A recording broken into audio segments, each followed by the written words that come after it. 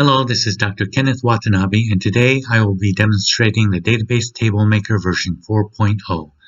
The Database Table Maker is a program written in Python that allows for easy creation of MySQL or MariaDB database tables. It was originally intended for bioinformatics applications, but is generally enough so that anyone can use it to create database tables. To download the Database Table Maker, go to kenawatanabe.com. and under the Bioinformatics pull-down, select Database Table Maker. Click on the Download button and to download the software. Unpack the software and follow the installation instructions in the installation guide. To run the Database Table Maker, open up a terminal on your PC, and log into the server where the Database Table Maker is installed. So I'll log in as K Watanabe. And then to run the software, type in Python 3 space table maker / tm main menu.py ampersand. Okay. And this window will pop up. I have an alias defined called tm, which has the Python 3, etc. So that to run it, all you have to do is type tm.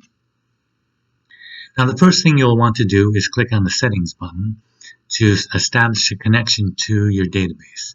So here we type in your host name, username, and password to log into the database.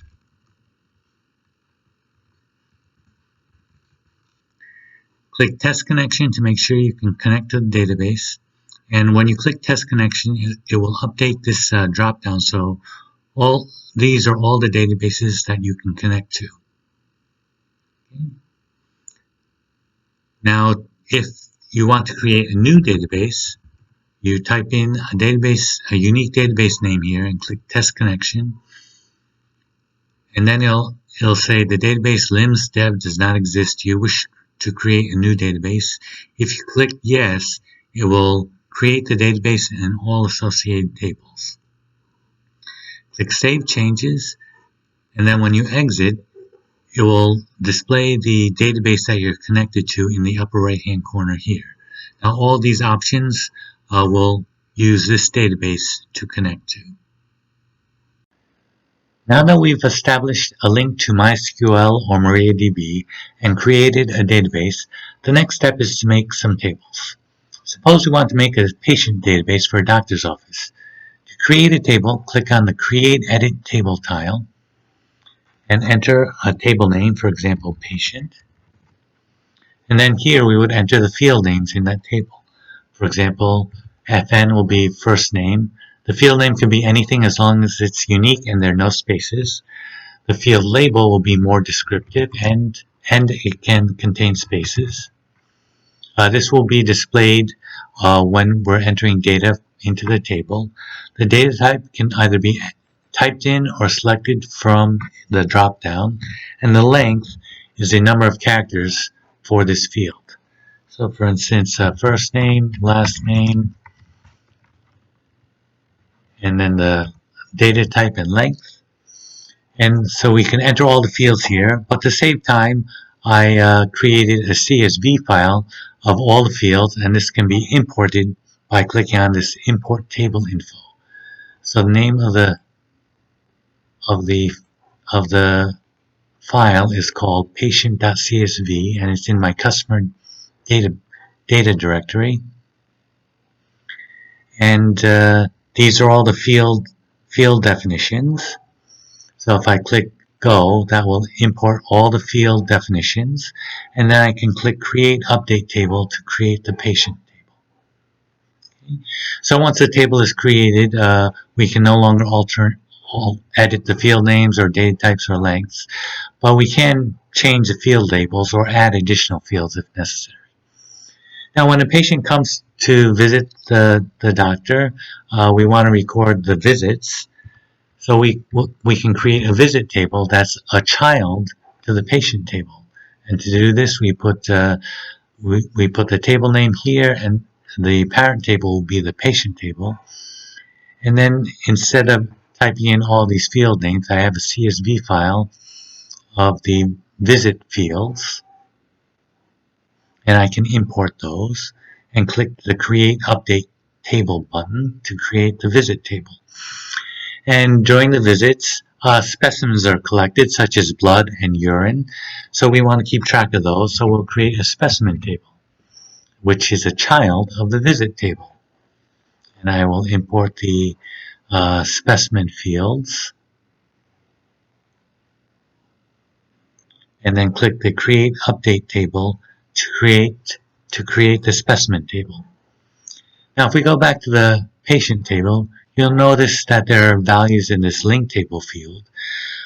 These will be basically a drop down of the valid entries for these fields. So, for instance, the state field of the patient will contain records from the state table and the AB or abbreviation field. Okay? So we have to create a state table. So we'll create a state table, and I'll import the field definitions from my state.csv file. And this will contain two fields, a 2-digit abbreviation, and then the 20-character full name of the state. Okay. Now to enter the data into the state field, I can click this Enter Modified Records tile and select the state table. And then here I can enter the state information. For instance, Georgia, and this 2-letter abbreviation is GA.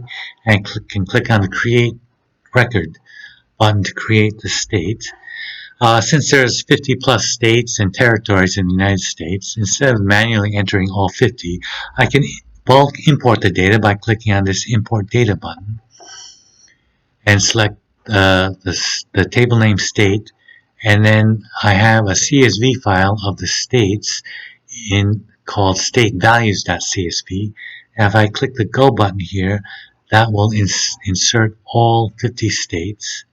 So now if I go into this Enter Modified Records for the state table, I can see that all 50 states have been entered. So what I'll do is let's take a break, and during the break I will finish entering all the remaining drop downs for the patient, visit, and state tables, such as the gender and the ethnicity, etc. Okay. Hello. During the break, I created all the link tables, the gender, the ethnicity, the state, etc. I also created an allergies table, which is a child of the patient table, and I created a medical history table, which is also a child of the patient table. So now we're ready to enter the data into the patient table. Okay. So to do that, click the Enter Modified Records tile. Select the patient table name and click Go. And as you can see, the visits, allergies, and medical history child tables are appearing as tabs of the patient table. I already entered a couple of patients. We can find them by clicking this Find button. And to view the details, we can select them from this list. To create a new patient, we click on this Clear button to clear out the record, and we can enter the data here. So for instance, Jane Doe, date of birth, we'll just pick a date. And she was born in, let's say, 1991. She's a female, and her ethnicity is white. We'll put a phone number and an address, 123 C Street, Atlanta, Georgia, and zip code 35321, and we click Create Record. Okay, and that creates the record. Okay, if we made a mistake, we can always update the record by making the change here. So say we accidentally were supposed to put Jane Smith, we can update it and we can modify it here and click the update record. Uh, the system will automatically record the change. So if we click on audit history, we can see that previously the name was Jane Doe, and now the name is Jane Smith. It also keeps track of when the record was modified and who modified it. And when you click the create record, it also creates a unique identifier for the record. To create visits for this patient, we can click on the Visit tab, and we can click on this blank area of the screen to create a new visit. And it brings up the Visit Data Entry screen. Notice the Visit Data Entry screen is basically is very similar to the patient data entry screen. That's because the program uses recursion, meaning that the code to enter the data for the visit table is the same as the code to enter the patient data. So all the features on all the tables are identical. You have the audit history button and remove record, update record on all the screens. So let's enter a visit. Let's say the visit date was today, and the visit type was illness. So we can put some notes, fever and cough. And we can enter the weight of this person, 155, and blood pressure, 130/86, and then the temperature, 99.9. And we can click create record. Again, it will assign a unique identifier and record who created it and when it was created. And then we can add specimens by clicking on the specimen tab and clicking on the blank area here. Let's create some blood specimens. Blood 1, specimen type is blood, and the time it was collected was 10:01. It was 10 mLs. And the collector was Florence Nightingale, and the status is that the specimen is collected, and we put a location lab 1. Okay, and we create record. Okay, it assigns a unique identifier, records who created it, when it was created, and say we want to create another blood specimen. We click create another, and it will clear out this information here, and we can just modify this information here.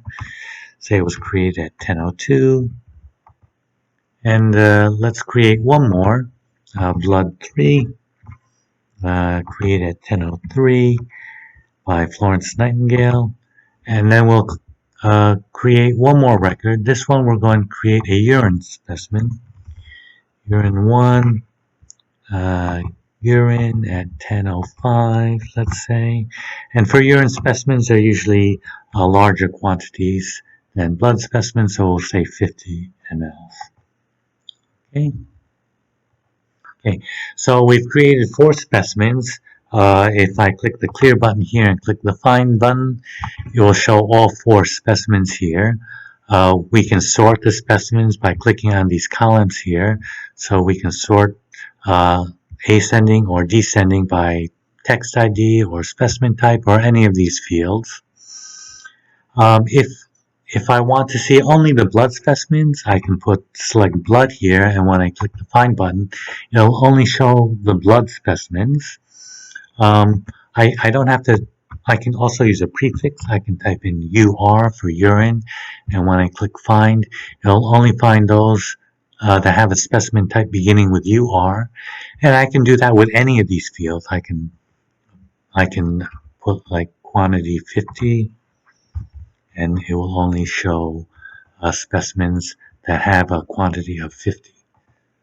Okay, so now that is how we create specimens and visits for for a patient. If I want to remove a record, remove a patient or visit, I can just click the remove record here, and that will remove the patient, in this case Jane Smith. And for all intents and purposes, that record has been removed. I can't view the record or modify it in any way. To restore the record, we can click on the Restore Tile button and select the patient table, and I can click Find here and click on Jane Smith and click Restore Record, and now the record is restored. And now if I go Modify Records, that Jane Smith will now appear in my Find button, and I can view or update or add new visits to the record. So that is how data is entered into the database table maker. In my next video, I will go over the concept of templates, and I'll go over how to query the data and how to graphically represent the data via dashboards. Thank you for watching. Please feel free to download the data at my website, kenawatanabe.com, under the bioinformatics pull down. If you like the software, please feel free to make a donation, as this is my only source of income. Thank you very much.